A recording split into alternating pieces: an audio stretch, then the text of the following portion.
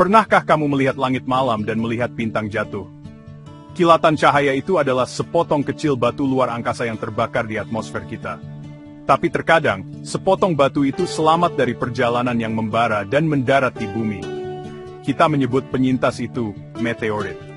Ini bukan hanya batu biasa. Mereka adalah pembawa pesan kosmik, membawa rahasia dari sudut terjauh tata surya kita. Mereka adalah kapsul waktu, menyimpan petunjuk tentang kelahiran planet, komposisi asteroid, dan bahan-bahan yang mungkin memicu kehidupan di dunia kita sendiri. Memikirkannya menghubungkan kita secara langsung dengan alam semesta yang luas dan dinamis yang ada tepat di luar langit kita. Mengapa kita begitu terpesona oleh pengunjung langit ini? Itu karena mereka menawarkan hubungan nyata dengan kosmos. Kamu tidak memerlukan teleskop yang kuat atau wahana antariksa bernilai miliaran dolar untuk mempelajarinya. Kamu benar-benar bisa memegang sepotong luar angkasa di tanganmu. Setiap meteorit menceritakan kisah unik. Beberapa adalah sisa-sisa dari sabuk asteroid, cincin besar puing-puing kosmik yang mengorbit antara Mars dan Jupiter. Yang lain mungkin adalah fragmen yang terlempar dari bulan, atau bahkan Mars oleh dampak purba. Dengan mempelajari susunan kimia dan strukturnya, kita pada dasarnya melakukan otopsi pada tata surya awal, menyatukan proses kacau dan indah yang membentuk semua yang kita tahu. Batu-batu dari luar angkasa ini datang dalam berbagai jenis, masing-masing mengungkapkan babak berbeda dari sejarah tata surya kita. Ada meteorit batu yang menyerupai batuan bumi, tetapi seringkali jauh lebih tua. Mereka adalah jenis yang paling umum dan dianggap berasal dari kerak luar asteroid. Lalu ada meteorit besi, padat dan berat, diyakini sebagai inti dari dunia purba yang hancur. Akhirnya, ada meteorit besi batu, campuran indah dan langka dari kristal logam dan silikat, mewakili batas antara inti asteroid dan mantelnya. Setiap jenis adalah bagian dari teka-teki, membantu kita membangun gambaran yang lebih lengkap tentang pembentukan planet. Jadi, ketika kita berbicara tentang meteorit, kita tidak hanya membahas batu yang jatuh dari langit.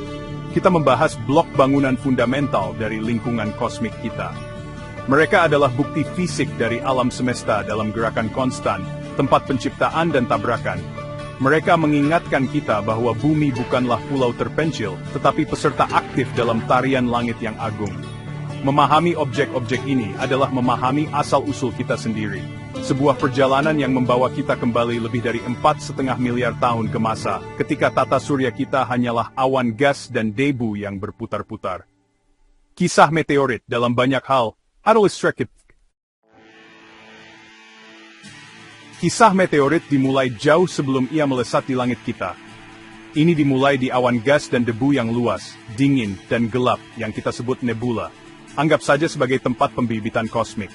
Awan besar ini membentang bertahun-tahun cahaya, terdiri dari hidrogen, helium, dan butiran debu kecil, sisa-sisa bintang tua yang sudah lama mati. Selama jutaan tahun, awan ini bisa melayang dengan tenang.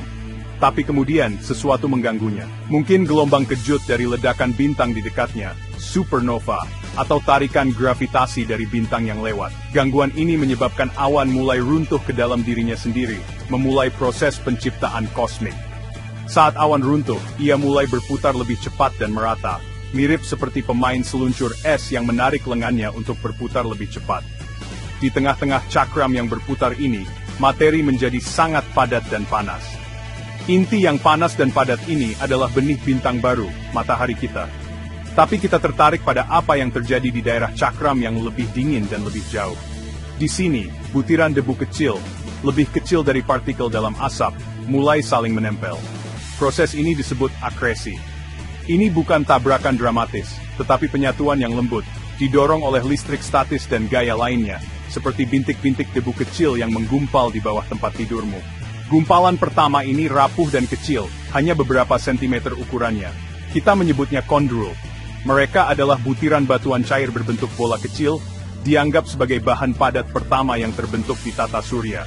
Kamu bisa menganggapnya sebagai batu bata planet. Tetesan kecil debu luar angkasa cair yang mendingin ini berputar-putar di sekitar matahari muda, sesekali saling bertabrakan dan menyatu. Selama ribuan dan ribuan tahun, kumpulan kondrul dan debu luar angkasa lainnya ini perlahan-lahan tumbuh lebih besar, membentuk objek seukuran kerikil. Ini adalah proses yang lambat dan sabar, efek bola salju kosmik yang terjadi dalam skala astronomi.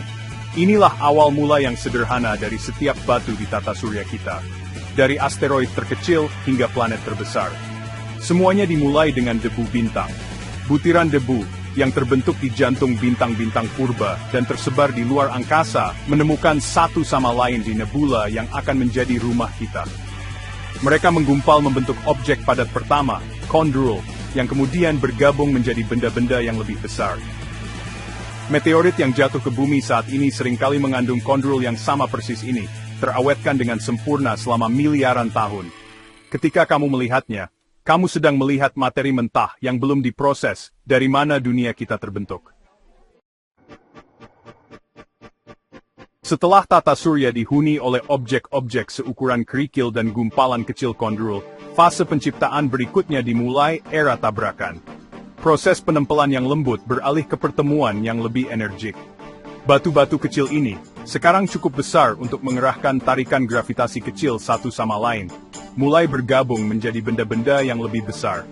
Batu seukuran kepalan tangan akan bertabrakan dengan yang lain, membentuk batu seukuran bola bowling. Proses ini berlanjut, dengan gravitasi bertindak sebagai perekat kosmik, menarik lebih banyak materi bersama-sama. Selama jutaan tahun, objek-objek ini tumbuh dari kerikil menjadi batu besar, dan dari batu besar menjadi batu seukuran gunung yang kita sebut planetesimal. Planetesimal ini adalah protoplanet pertama.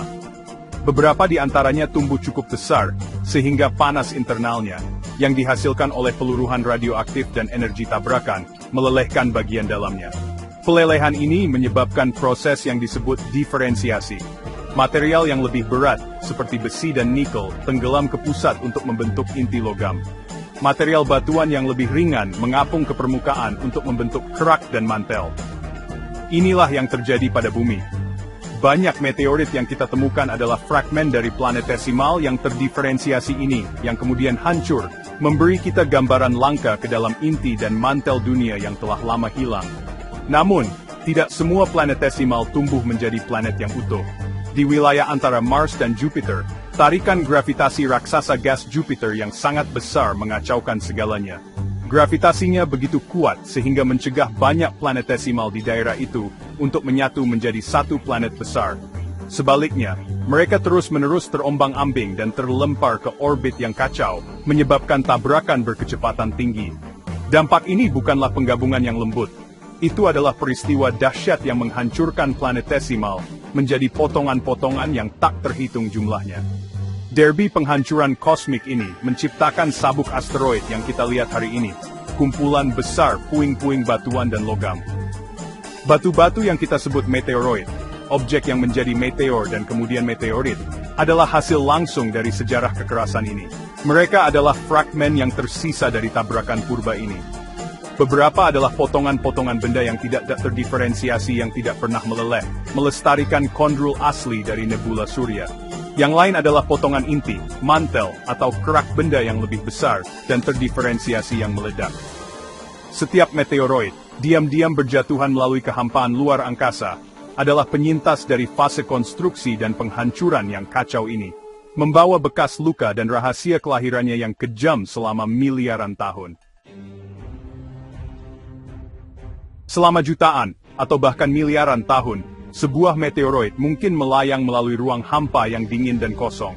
Orbitnya, yang awalnya ditentukan oleh tabrakan yang menciptakannya, dapat didorong dan diubah oleh tarikan gravitasi planet dan matahari. Ini adalah perjalanan yang sepi, sunyi melalui kosmos. Tetapi sesekali, jalur orbit salah satu batu luar angkasa ini berpotongan dengan jalur orbit planet kita sendiri, Bumi. Dunia kita adalah target bergerak, melakukan perjalanan hampir 30 km per detik mengelilingi matahari. Ketika jalur meteoroid melintasi jalur kita, gravitasi bumi yang kuat menarik batu yang tidak curiga itu, menyiapkan panggung untuk tindakan terakhir yang dramatis. Saat meteoroid jatuh ke planet kita, ia menghantam lapisan atas atmosfer dengan kecepatan luar biasa, antara 11 hingga 72 km per detik. Pada kecepatan ini, udara di depan batu tidak dapat bergerak cukup cepat. Udara menjadi terkompresi dan memanas hingga ribuan derajat Celcius, lebih panas dari permukaan matahari. Panas yang intens ini menyebabkan batu bersinar terang, menciptakan jejak cahaya berapi yang kita sebut meteor atau bintang jatuh. Sebagian besar meteoroid cukup kecil, mungkin seukuran butiran pasir atau kerikil, dan mereka terbakar habis di atmosfer, menciptakan pertunjukan cahaya yang indah namun singkat.